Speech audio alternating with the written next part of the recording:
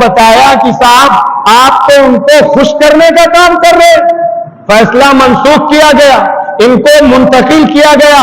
آپ جانتے ہیں ان کے ساتھ جو اور لوگ تھے، انتہائی تنگ تاریک اندھیرے کمرے میں ان مسلمانوں کو الگ الگ رکھا جاتا تھا، نہ وہاں روشنی جا سکتی تھی اور نہ وہاں ہوا کا گزر ہوتا تھا۔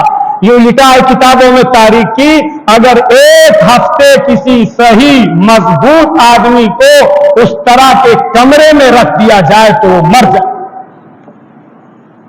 آپ جانتے ہیں ہمارے علماء اکرام، انگریز مورخین نے، انگریز برٹش رائٹرز نے یہ باتیں لکھی ہیں کہ علماء نے کیسی قربانیاں اس ملک کی آزادی کے لیے دی ہیں۔